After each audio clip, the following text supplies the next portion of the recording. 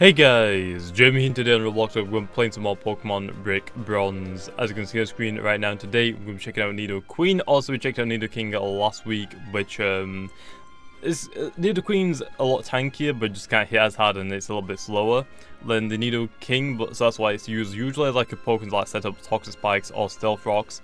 Stealth Rocks is the better of the two. Although right now I have to have Toxic Spikes since also Stealth Rocks is a move shooter move, and also we don't have the move shooter in Pokemon Brick Bronze yet. I have Ice Beam and Earth Power on the last move could, well let's just say, let's replace Toxic Spikes so that we have Stealth Rocks. So then you'd usually run Ice Beam for coverage, Earth Power for stab, and for the last move you could either run Sludge Wave or Sludge Bomb, since we don't have Sludge Wave right now, for stab, Thunderbolt for coverage, Flamethrower for coverage, or Toxic Spikes. So you could run Toxic Spikes and Stealth Rocks and then use them both in specific situations, but it depends. I think just having Stealth Rocks and these three moves are really good for Nidoqueen. Because obviously Electric is just really good to hit Water type Pokemon that you're not able to hit really hard, to be honest. So I'd suggest Thunderbolt over the stab. Although right now, because we don't have Stealth Rocks, Toxic Spikes might not be the best choice. Also, Gengar's used a lot of Steel types use a lot, Mega Venusaur, Mega Beedrill. So many point times I can just get rid of Toxic Spikes by being sent out. You might just want to run the Stab Sludge Bomb for right now until Stealth Rock comes out. But we are tanky, so we can set down the layer Toxic Spikes pretty much like always the time. Anyway, we have a Timid Nature. Usually for Nidoqueen, it is suggested to run a Modest Nature just so you can hit harder on specific things, because obviously right now I have maxed out Special Attack. I'll get into this EVs in a second though. I have a Timid Nature though. Like I said, I got this hidden ability to Nidoqueen when I was still breeding for Nidokings. Also Nidoking wants the Timid Nature, Nidoqueen wants the Modest, so obviously I haven't had the chance to breed for another Modest Nidoqueen, so unfortunately they're all going to be timid, which I guess is okay.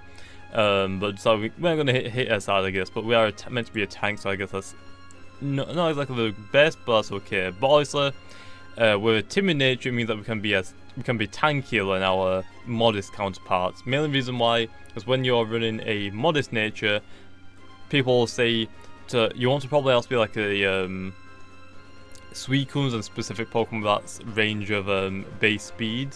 So what people suggest doing is having maxed out Special Attack with Modest Nature and 76 EVs in speed, and then the rest is just dumped into hit points to try and be as tanky as possible. Because I also have a Timid Nature, I only need to put 4 EVs into my speed and I'll outspeed Suicunes with the same speed stat. So it means I'm tankier than the Modest Nidoqueen, just I can't hit as hard. So not 100% sure if that's better or for the worse, but it just means that I'm a little bit more tankier. But at the same time, Nidoqueen is its overall bulk isn't that amazing for specific Pokemon, because of the fact that it just gets, even with its defensive stats, it's not that amazing. There are better Pokemon that can tank, so if you are wanting to use Nidoqueen or Nidoking, I'd probably suggest the Nidoking, just for it's faster, they can hit harder. Yeah, it's not as tanky, but I mean, it's not really, even the Nidoqueen being a tanky version of it, it's not that tanky. It can tank super effective moves from certain Pokemon, but I still feel like it's not enough, to be honest. And to be honest, Nidoking isn't that good also. But also, hidden ability is the same as Nidoking, so I also want to give it a Life Orb, and these moves definitely help us with that. But definitely try and suggest a Modest Nature with hit point, Special Attack, and probably better in speed, I guess. I'll be a specific Pokemon like Suicune. Suicune is just a monster, but I'm pretty sure Suicune can just stall us out by calm minding and resting, so probably won't even keep it out against the Suicune, to be honest, unless it's already low hit points and Thunderbolt can just take it down easily. But anyway, that's it for what I want to say about Nidoqueen. Like I said, max out hit points just to tank hits, max out Special Attack just to deal as much damage with Timid Nature, which is just unfortunate we got a Timid one, not a Modest one, so that is that. Anyway, let's go into some battles. I'll be back in a second. Okay, for the first battle we have Mega Shuriken. So battle him. Team preview is off, which he's selected. I think I'll lead off with the Lycanroc. Also, I have Lycanroc and the Nidoqueen, just so I can Stealth Rocks, Toxic Spike, and my Gravel has Raw, so I can get a ton of damage off with the Raw. He's gonna lead off with the Galvantula, Kalen. Let me quickly do this then, I guess. I'll quickly Fire Fang first turn. Then I sell a rock for the second turn just to KO this thing, because I think it outspeeds me, but have very similar speed stats. I don't remember who's faster, I think I might be just slightly. But anyway, if I can get, didn't even break the Focus Sash, because that's amazing. Then we will quickly sell a rock to get rid of the Garlancher. Then I'll go into the Mandibles, and I'll defog to get rid of my Sticker Web, and then I'll set my Spikes and Stealth Rocks. I think that probably will be the best idea to do. Sceptile is next. Swap out into the Mandibles then now. We should be able to tank hits on the Mandibles. And plus also, the Sidra could be a defogger, but also defog gets rid of my Stealth Rocks and my Toxic Spikes that I set up on his side of the field, so also I want to use defog before I set those up, or I'm just wasting turns and just giving him free potential damage. He's going to withdraw his Sceptile into the Toxapex. That means we can't use Toxic Spikes because he has a Pokemon, or Poison type Pokemon. I can just stomp through that and just get rid of them instantly. So we don't want to do that. So we are gonna. I guess I'll go back into the Lycan Rock, Stealth Rocks at the very least. Stealth Rocks should be okay. Not sure why you're going to the Toxapex. I guess I predicted a Toxic. I was gonna Z-move. Is that gonna be the Water Z-move or the Ice Z-move? Because usually they just run Scald.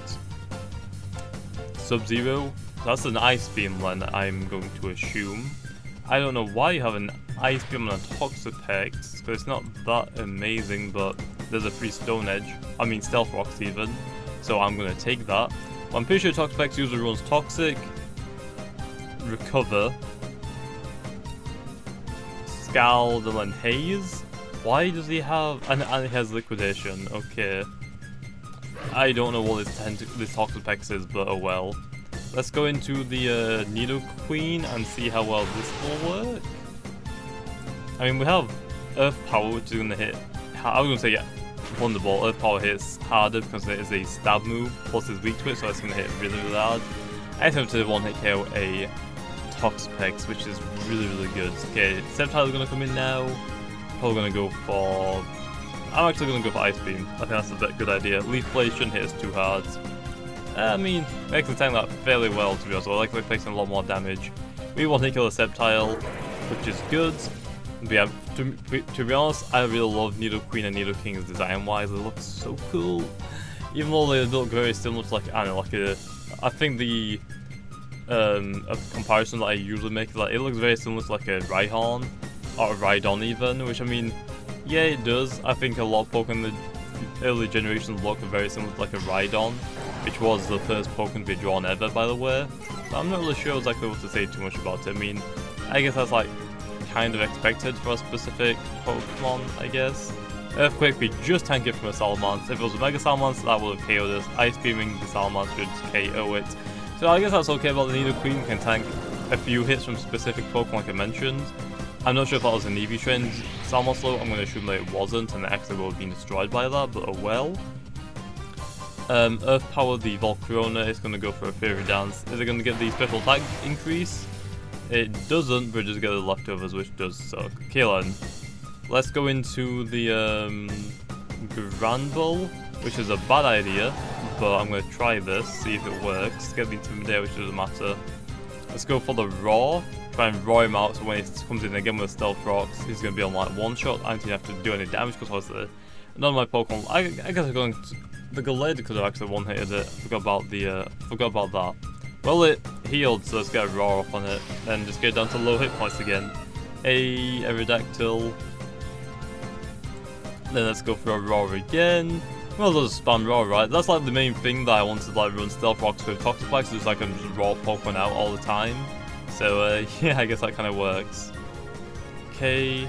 Mega Aerodactyl, probably going to have an Iron Head, I would assume, because usually they run Iron Heads, I believe. So I guess we will see. Rock Slide, never mind, going to go for the Flinch chance it looks like, and there's the Stab. Roar again into the Volcarona. Then we'll go back into the Aerodactyl if we can tank a hit. Roar again. Fairy Dance. Oh, we just tanked it. Nice. Raw. Back into the Aerodactyl. This is stupid, but I'm doing it for some reason. Okay then. Let's go for a Play Rough this time. Are you going... You can swap out into your Volcarona again, but it's gonna be like really one shot, so I'm not sure if that's a good idea this time. Going to the Mandibuzzler for the foul play, and I think we should win, so foul play. Rock Slide, gonna hit this kinda hard.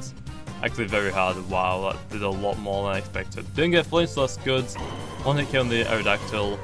He's gonna send out the Volcarona now, which is gonna be on 1 hit point because of the Stealth Rocks damage, which is amazing for me, not for him, but for me. So that's also gonna be really good.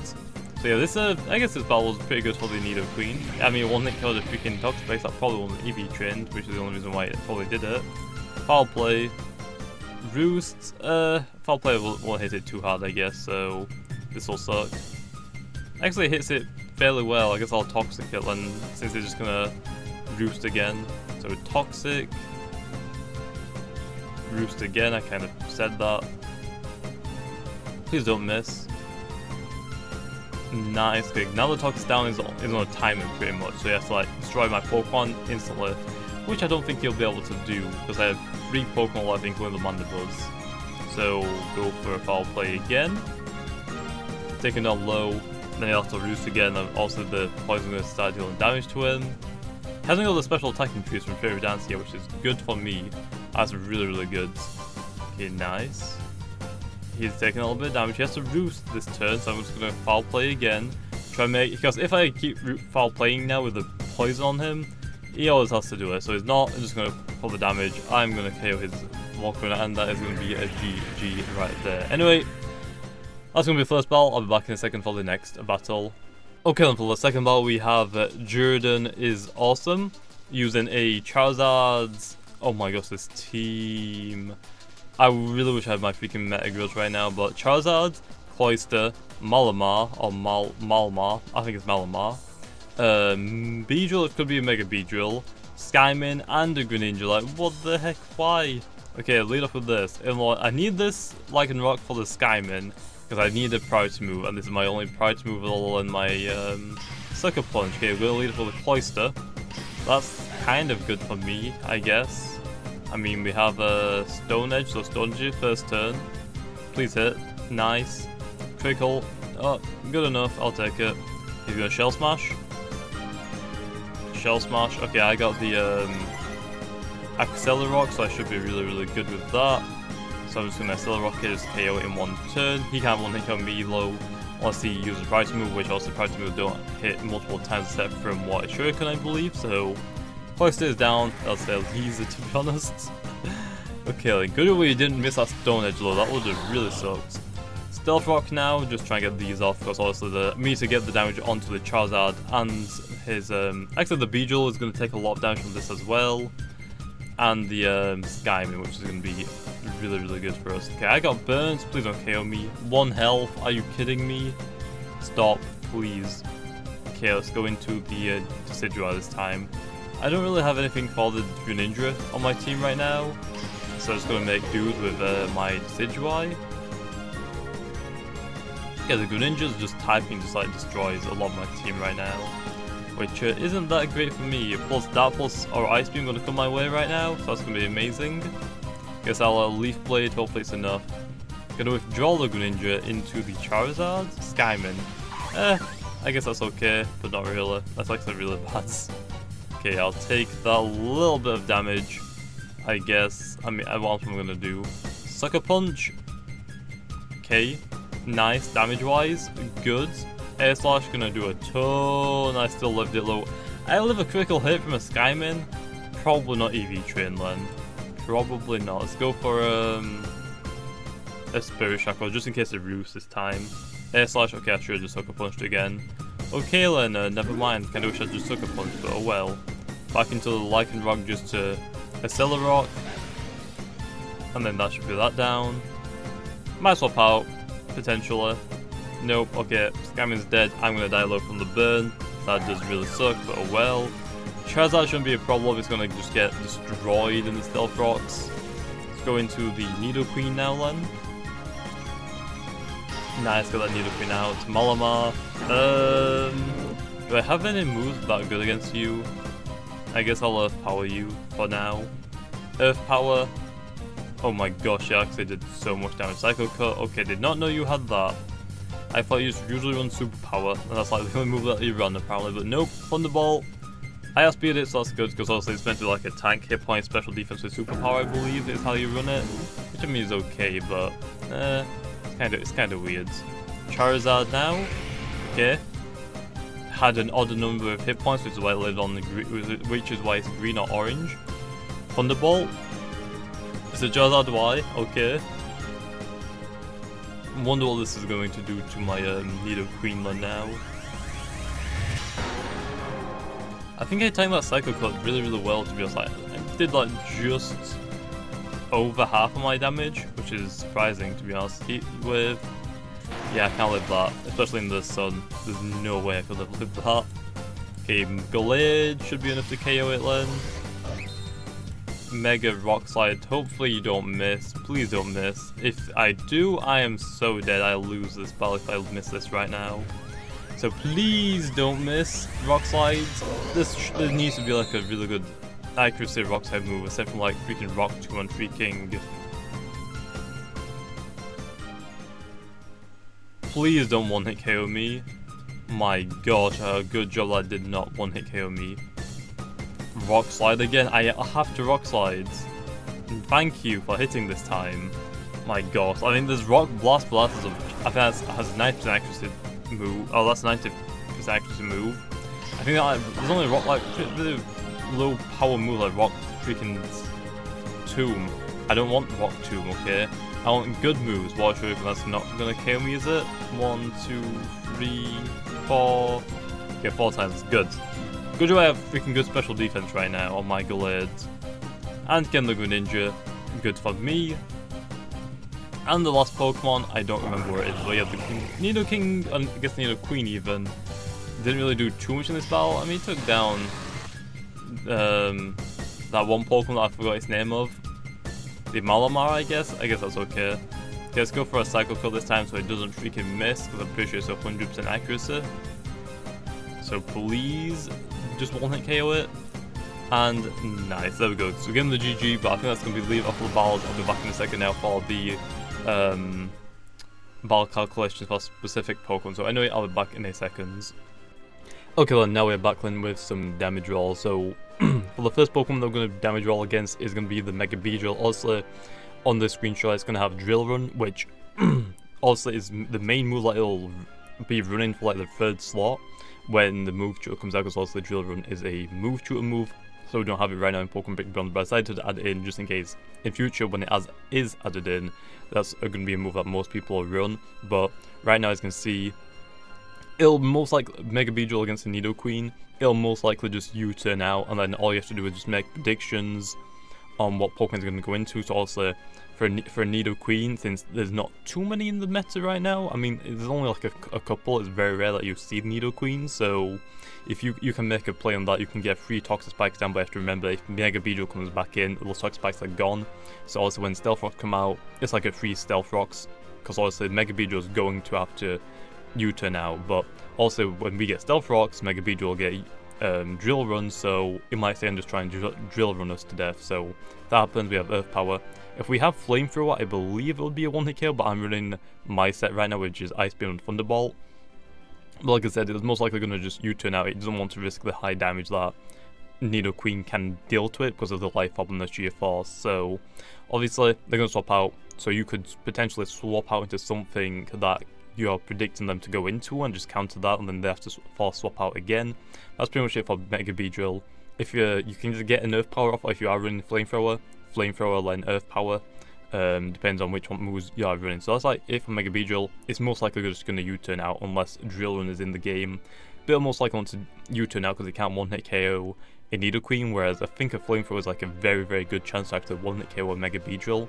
So yeah, I'll probably one-hit KO, because if Earth Power is neutral and it does 76 to 90% damage, Flamethrower is going to probably do like 90 to 110, I would assume. Maybe even just 100%, it'll always be a one-hit KO, but that's it for Nidoqueen. Also, I'm running my specific set with Timid and 4 EVs in speed.